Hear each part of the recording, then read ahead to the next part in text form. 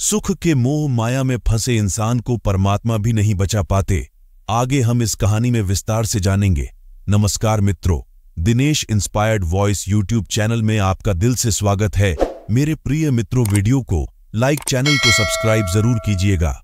गौतम बुद्ध अपने शिष्यों को एक कहानी के माध्यम से समझाते हैं कि सुख के मोह माया में फंसे इंसान को परमात्मा भी नहीं बचा पाते।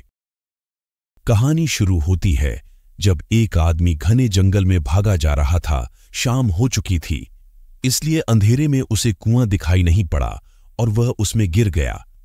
गिरते गिरते कुएं पर झुके पेड़ की एक डाल उसके हाथ में आ गई।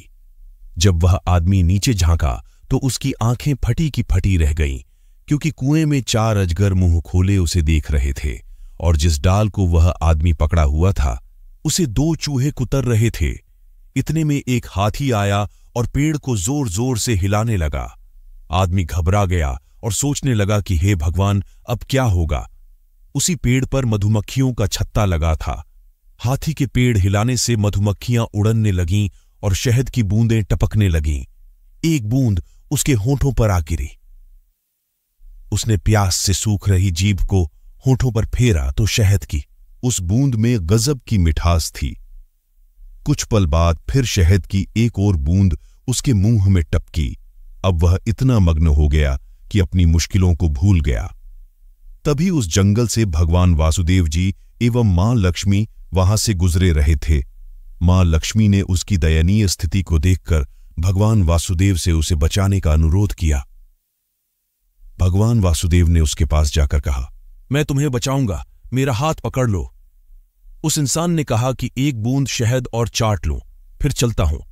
एक बूंद, फिर एक बूंद और हर एक बूंद के बाद अगली बूंद का इंतजार। आखिर थक हार कर वासुदेव जी चले गए। अब आप अंदाजा लगा सकते हैं कि उस इंसान का क्या हाल हुआ होगा। ठीक ऐसा ही हाल हमारा भी है। आइए इस कहानी को अब हम अपने संदर्भ में देखें। जिस जंगल में आदमी जा रहा था वह दुनिया और अंधेरा अज्ञान है। पेड़ की डाली है आयु, जिसे दिन रात रूपी चूहे कुतर रहे हैं। घमंड का मदमस्त हाथी पेड़ को उखाड़ने में लगा है। शहद की बूंदें सांसारिक सुख हैं, जिनके कारण मनुष्य खतरे को भी अनदेखा कर देता है और उन खतरों से निकालने वाले रास्तों की ओर से भी मुंह फेर लेता है। अतः सुख की मोह माया में फंसे व्यक्ति को परमात्मा भी नहीं बचा सकते। मित्रों, आपको यह कहानी कैसी लगी? कमेंट में जरूर बताएं।